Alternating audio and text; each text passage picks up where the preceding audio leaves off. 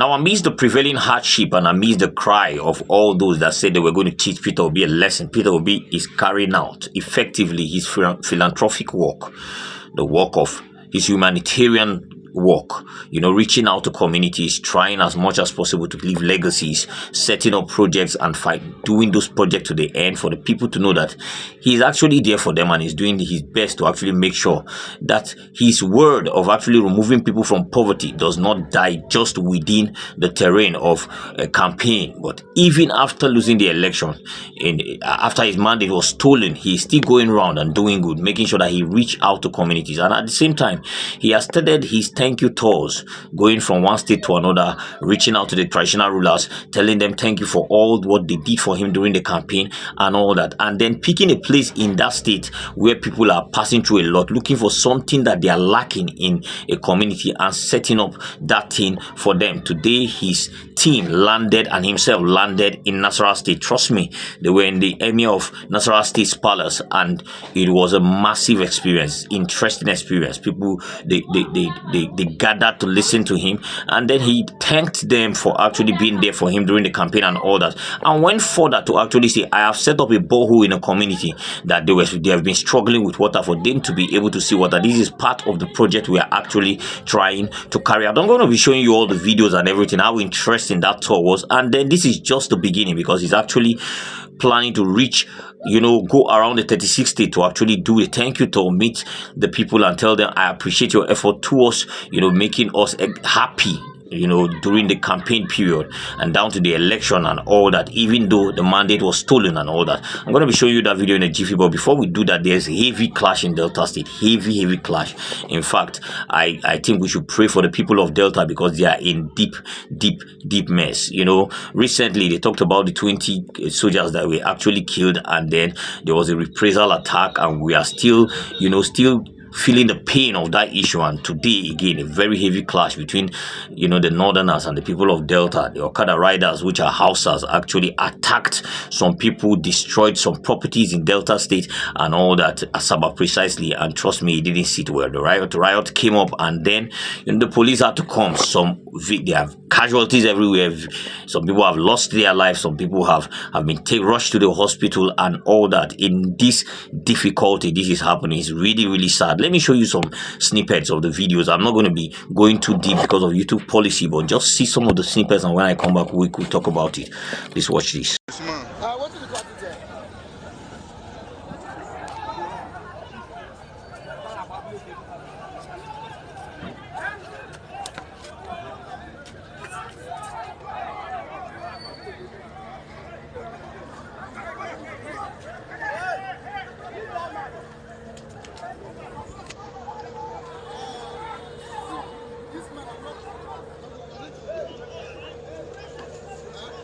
What police can do? Police will come here.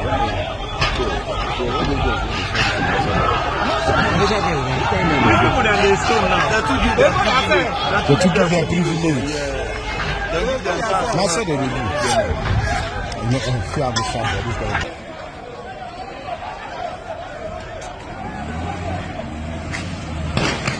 Serious one.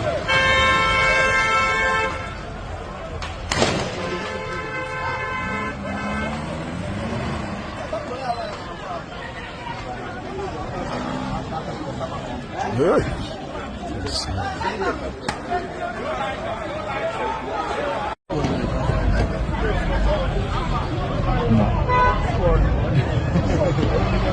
Police people don't mess. That's what they back. If they take this time, maybe they coordinate. Maybe they use the coordinates. It's not true. This food time like this, I'm going to carry that nonsense attitude on your transport.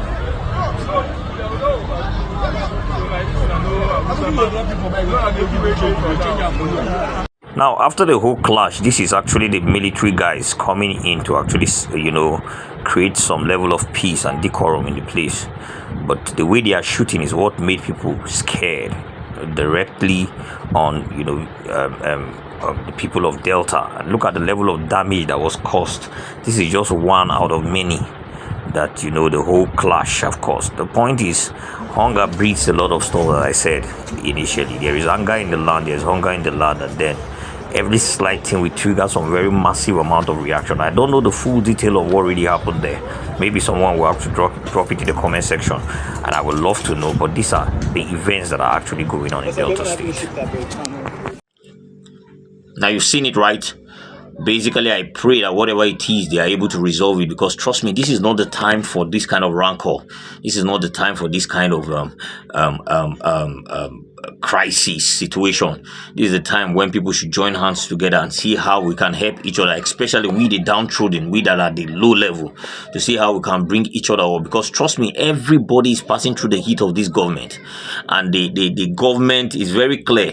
Those in power are not willing to change the status quo. Instead, they create more difficulty so that people can actually get events like this. Frustration can lead to anger, hunger can lead to anger, and trust me, anger, an angry man has no control over what he is capable of doing. And I believe this is the scenario here. That is why you see people going out of their way to make sure that there is unrest and all that. The situation is becoming more intense, and it has aggravated a lot of people. So wherever there's a small pinch on them, and before you know, they burst open and everything is out there. And maybe that is why the situation is like that. And I think that at this stage we need to start looking at this thing very, very properly. Also, people should be very careful. If you are in another person's state, it's just as I keep saying, the owners of the land are the owners of the land. Wherever you are, please respect yourself. It doesn't matter how long you have been there. Know that that land is not your own. If not be your house, you dey very careful, because tomorrow if you set, now you go there at the receiving end. So when you are trading in somebody's locality and all that, you need to be very sensible. And the clash thing is just something we don't really want to hear in Delta State, because they have suffered a lot lately. Military reprisal, all those stuffs, the death of people that innocent Deltans that have done nothing, and they are the receiving end. Houses burnt, a lot of stuff. I think the governor of that state to step in and actually make peace to come back for real in that state. The people of Delta have passed through a lot, and it's funny how that these people have always been at the receiving end. They produce one of the biggest form of mineral resource in Nigeria, and then at the end of the day, they have some of the poorest. They have some of the messed up area in Nigeria. No development whatsoever, because they have leaders that are criminals, that are just out there eating the Commonwealth that they're supposed to use to fix those places. You bring up something like Niger Delta Development Commission, and everything that have been going on there is theft, fraud, robbery, crime, and all that. Those people are just amassing wealth to themselves, and they have not used the money that is given to them to develop these places to do anything. So it's really, really sad.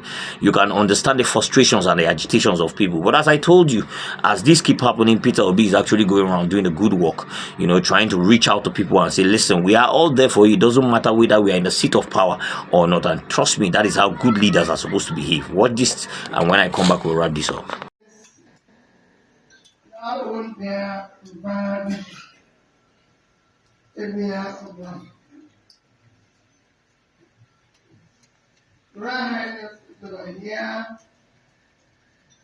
Let me, for foreigners of the state, stand and borrow all protocols and respectfully and duly observed. Royal Highness, you recall, first I have to thank you most sincerely that last year when we were campaigning, we came here, you did not just receive us, but you did give us even advice, guidance on how to go about. I will still come back to say thank you, because I said wherever I pass, as you know, the problem with us who are politicians is that we never go back to say thank you. And that is why we forget what we promised when we are campaigning. I will still come back and say thank you to you. I promise us to come and sleep in laughter without thank you talk. So, my reason for calling today, Your Highness, is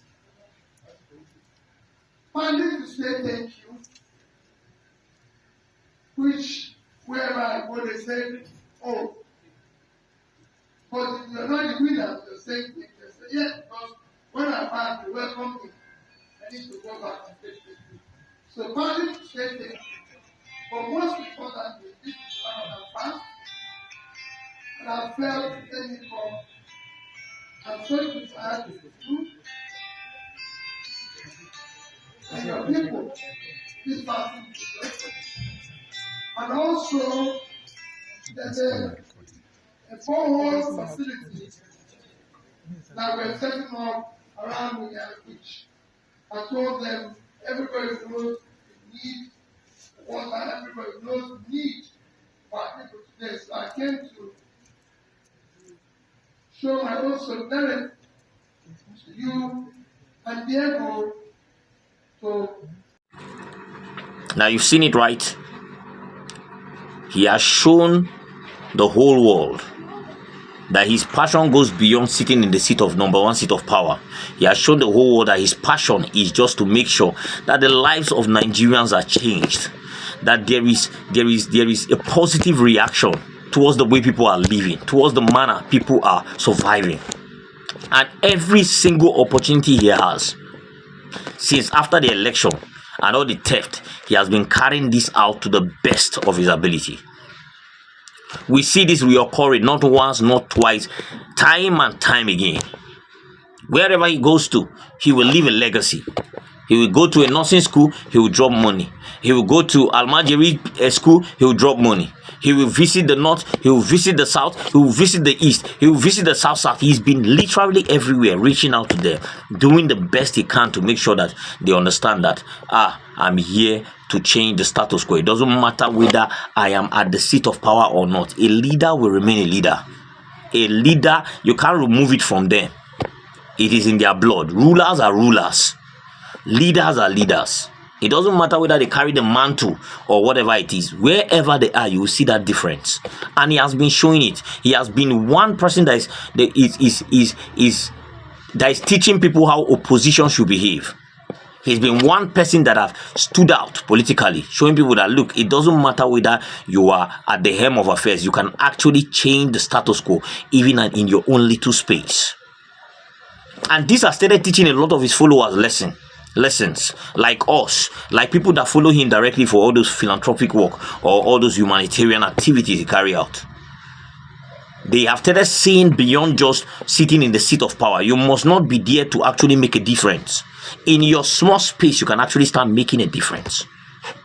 And every single time you see it happening, he goes out, reach out to people, make sure that he touches lives. You know, as he's holding the government accountable and responsible, he's also going around doing good, making sure that he eases up the pain of people, carrying out the activities that those in governance are supposed to carry out. This is a job they're supposed to do.